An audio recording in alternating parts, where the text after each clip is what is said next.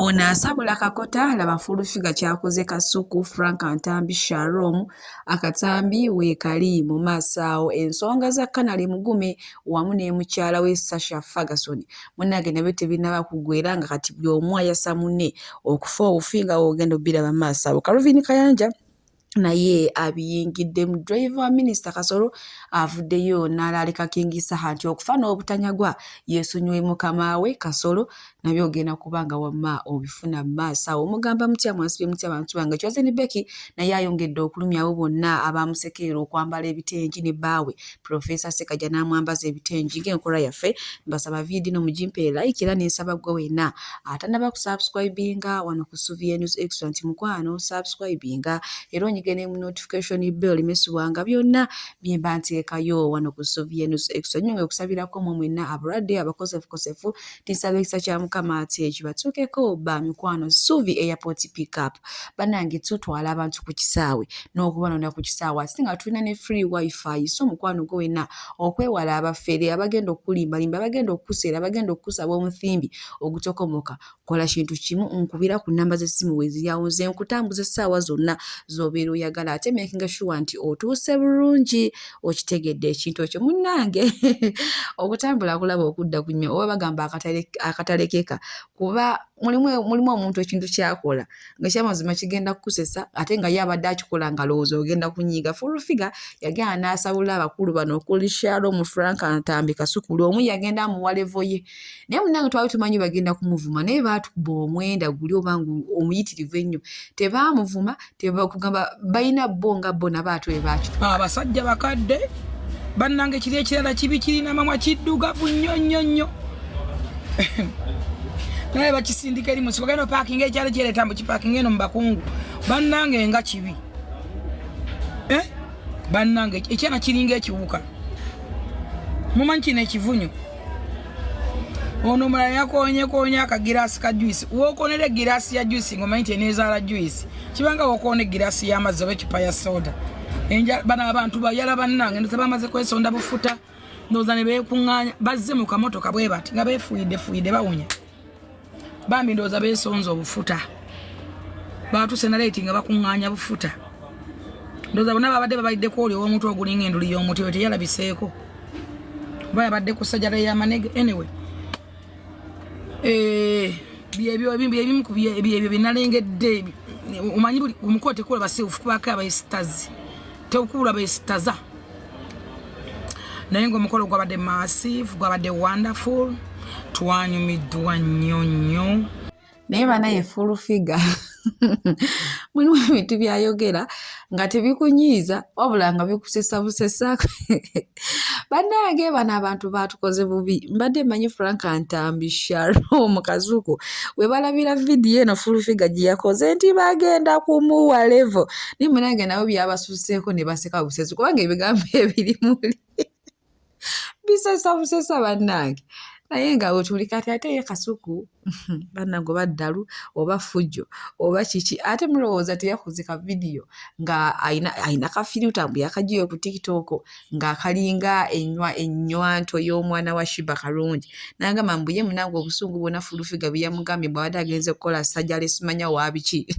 obusungu bwonna yabutadde ku nnywanto eyo gy'olaba kwe kusala waaginooni naye nga wetuli munnaaye naye nga Furufiga mbadde manyi bagenda kumuwa naye munaaye beewumbye tebalina kye bamugamba ekintu kibi kuba nabyo ebiri mu katambi bisesa kale olunaku olw'ejjo ebadde birthday y'abaana ba SB4 Media Sarongo wamu ne Narongo Anteira naye ajjukira okuva bwe yazaala bano abaana abalongo munnange yabatukweka tetubalabangako era nga tomuli wali ku kido tosobola kulaba baana be kambabuulire naye yavuddeyo ne yeebaza mukama bekijjukira omukyalo ono yalwawo okuzaala ne basaba ne bagendako mu makanisa ag'enjawulo lwali olwo munnaye nga mukama waaterabira bantu be n'afuna olubuto ate nno munnange yafuna lwabalongo baby girl ne baby boy olunaku olw'ejjo munnange yavuddeyo ne yeebaza mukama naye abantu bagamba nedda tulage ku baana twali ffenna nga tukusabirako essaala munnange bwe tweyongerayo kuba buli omu akimanyi kati Sasha Ferguson yavuddeyo n'ayogera ebizibu bye ebyamuviirako okuva mu bufumbo obwo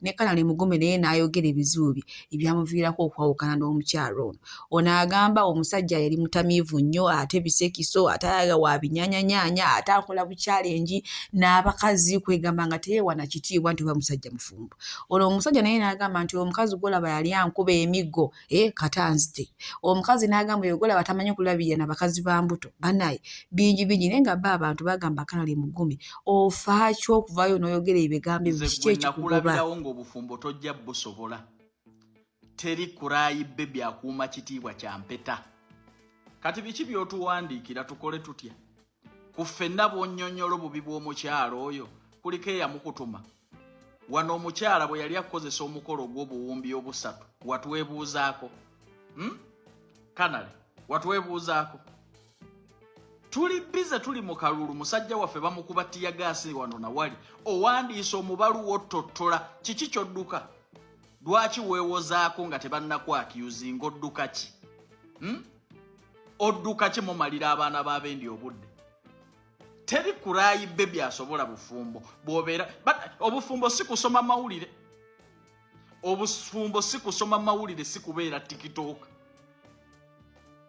mwemolera ku baana b'abendi temuwummuza mpale owandiisa omukoko gw'ebbaluwa epeegi tubikkule eno tubikkule obuuliraani eyakugamba nti wasooye yamukusiimira ku mikolo gyammwe tewaaliyo bassenga tewaaliyo bataata yaani yabagamba nti bwe mwawukananga gye tutabatumye mu bufumbo muyina okudda mutufuukire ekizibu wali tonnakutulandawo yaziwera 3 ne weekomiitinga mu bufumbo mbukufa kwe kuli baawula kwabasanzeewa wali otuusa okuba ebirayiro gwe omanyi kye bayita okukuuma ekirayiro okyalaba neeno bw'olikodinga bividiyo noono bw'ozena n'abawala bano bw'obeera tikitooka bw'okola bino lwaki tewatwebuuzaako ng'okwata biliyoni 3 oziteeka mu mukolo tetwaliwo lwaki tewawandiika ekibaluwa kyekimu wakanyanga kutugamba omuwala kuva senior 6 P7 tweyagala kitaawo n'ennyoko baabatumanga mu ssomero nga mudda mu kwegadanga oyina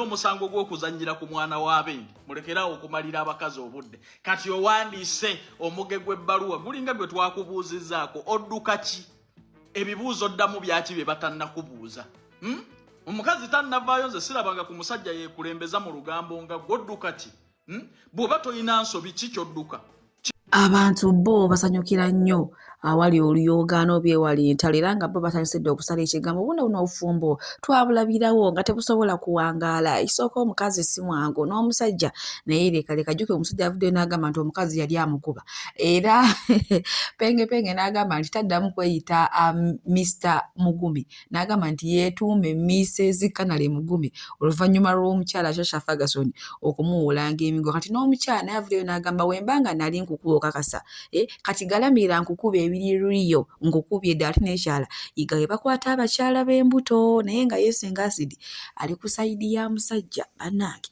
ngenda kuba nkuteerako akatambi wano naawe osobole okumwewulira Nagirinya Fiona Mugumezi oyina okukimanya mbuno wobeera omuwala omuganda n'ofumbirwa mu famire nga y'abahimu oba y'abanyankole kapito w'ompisa si ye gwe omulungi asingayo mugenda wakana Sasha ng'oggyeko edit n'oggyako makeup si ye mulungi asingayo tekijja kusoboka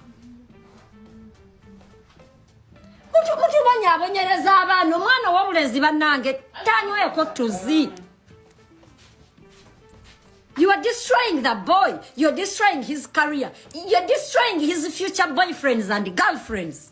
Chances. Whether you turned him into a drunkard. There is a day I was at Kabira. I found that. Imagine being drunk out of the gym. The boy was coming from the gym. Oh, he's drunk. How do you be drunk and go to the gym? najja ku awo nno wetutuuse ku nsonga za Shasha Ferguson wamu ne bbaawe Kanali Mugume. Munange omusajja naleero abadde agumiikiriza nnyo mbu omukazi si mwangu kyalaga ku face mbu si kyali mbu nange mbijjeyo. Munange bwe tweyongerayo ewa Chosen Becky ono nayongedde okulumyawo bonna abo abasekeera. Mumanyi Chosen Becky yagenda ku konsati ya Maureen Nantume ya trendinga okusinga ebivulu bibiri ebyali ekya Kinky Saha ne Maureen Nantume oluvannyuma lw'okwambala ebitengi n'omwami ate alina akagato ke yeesaliraawo wansi ninga abannange munamasaka munange kiki kakati no lunaku olwaleero ayambadde essaati ya mwami ne pule ey'omunda pule y'omwami gy'ayambala munda ne bannange ono ye simanyi nakumanya naye nga ye omwami Ssekajja agamba nze oba kyoba kiyinza gwe gwenfiirako nalonda namala sitaakuddamu kulaba bakazi balala ndi mukoowu mwabo bananga abantu beetegeera mwe gye muddeyo mu kwogera ebitengi. Simanyi omukazi yeekola akwatira omusajja, simanyi omusajja ayagala mufuula zolo, simanyi biki ye Becky baawo bye nalina nga ngamba bukere nga ku makya nyambala essaati y'omwami wange n'obuwala eyo obumulabira babo mugambe bebi n'empala ogikuba ne shoti ya mwami wange obuwala eyo bebi bugambe kati lwaki wangambye nti n'omukyala wayawukana naye lwaki mulabye mu ngoye zo ku makya ng'obaddamu ki tukuza abaana anti kijja kuvaayo naye mwe soft care ndi eno mu kyalo nze kugaba ku soft care ntambula ndaba alaba abaana because zijjukira nze we nabeera mu kyalo I couldn't afford soft care diapers obwavu obwatuliko nga tosobola ng'ate bw'oba nayo ojanika banne omwana yafukiranga diaper n'ojanika bwe baamu kapupu n'okwozaako mubimanyi mwekimanyi nti gyabiri mu byalo nga diaper mukisa era ng'ogitereka paka ku mukolo gw'olifuna akati no n'olwekyo nzize nga bwendi ne ŋŋamba kanzije ngabire ku bantu b'omukyalo bikwatako ku kyalo naye abaana banzirise omwami wange agenze n'abagamba musala mutwe wuuyo obwana ne budduka kati tugenda gabiraani. Soft care is always the best. You can wear it n'ogyanikako ab'omukyalo n'ogiddamu naye ng'ekisaati kiri kitya weno tonkwata fuula bebi tobanga wakutte fuula kukutte full kale tonkwata fuula kukutte full figure yonna you look good. No, stop. Turn around Please. mpamuka 360 awo kasita mwami wange yampagira newe munvuma bino mbikolera mwami wange yayagala siba kabina yanyumirwa obumu obutsitsinge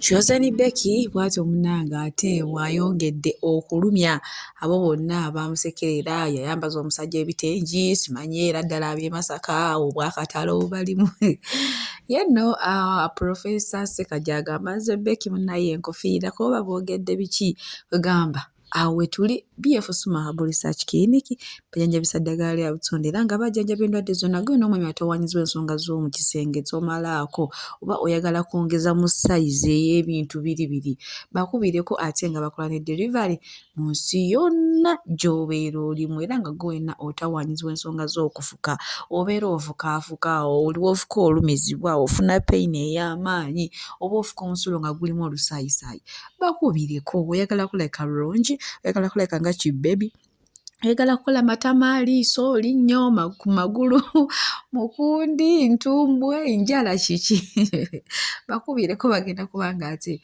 bakutereeza bulungi. Munnange bwe tweyongerayo ku lutalo lwa Kinky Saha wamu ne Minisita Kasolo oyo nno ng'ava kyotera eri ewaffe eyo. Munnange driver wa Minisita Kasolo avuddeyo n'awa Salesale omuyimbi Kinky Saha amugambye nti ssebo ova ku bbosi wange Minisita Kasolo nti okufa n'obutanyagwa oba okufa naawe mukwano singa ogeza n'oddamu okukola vidiyo yonna ng'evvoola bbosi wange Kasolo. Jjukira Kinky Saha alina oluyimba oluyafulumiza baluyita Kasolo kyokka bannange ate Kinky Saha ng'akuwalanye mubuuze bebekulu ngenda kubanga akatambi nkakulekerako maaso awo olabe driver wa Minisita Kasolo nga naye yeekalakasa. Tuze ku nsonga za Saha agomazi asooka agule akasenya agule eddagala ly'amannyo anaabe atukule Tanaaba akati omuntu anaaba awunya wate bakindetera juza nga kiwunya kiringa ebimere by'embizzi. Tanaaba awunya. Kati nze saha nkugamba ebigambo bino ddayo okole vidiyo emu bweti ng'ovuma Kasolo. Bwe sifuluma ggwanga nyakumanya sirina kyendi. Boddamu n'oyimba awantu wonna ddamu nze vidiyo zonna zeyakoze nazirabye. Era bye yayogedde nabirabye. Ati minisita Kasolo yasazizaamu ekivulu kimu. Kasolo wa polisi. Kasolo si wa polisi. Kasolo minisita. Yawa order.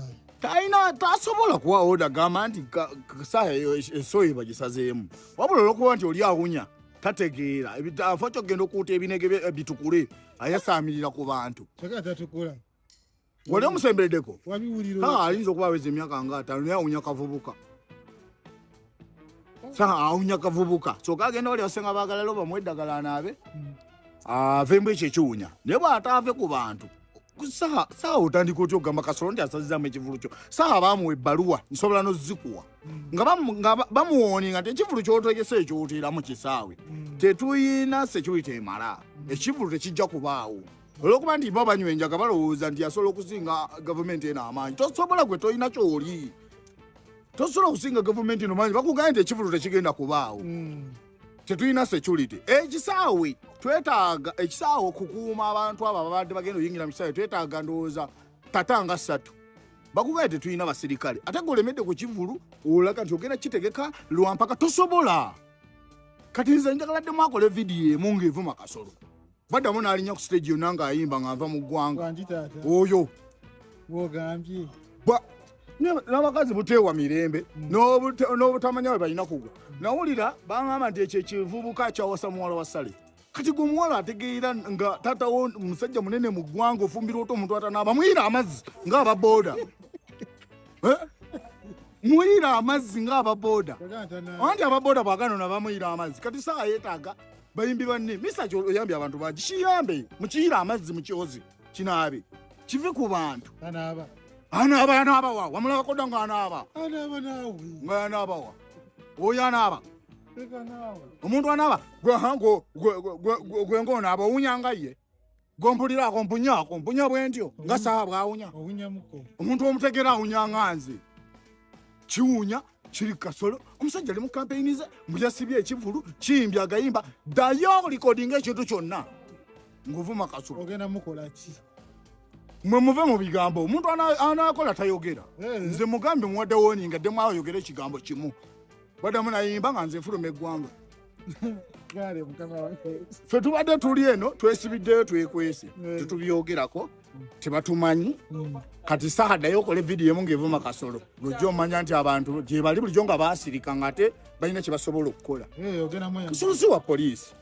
Saa poliisi yayitamba nejjawe nemuwa ebbaluwa ng'emugamba tetugenda kuuma kivulu ekyo tetulina basirikale. Sikali tulina olw'ebintu ebigenda mu maaso mu ggwanga.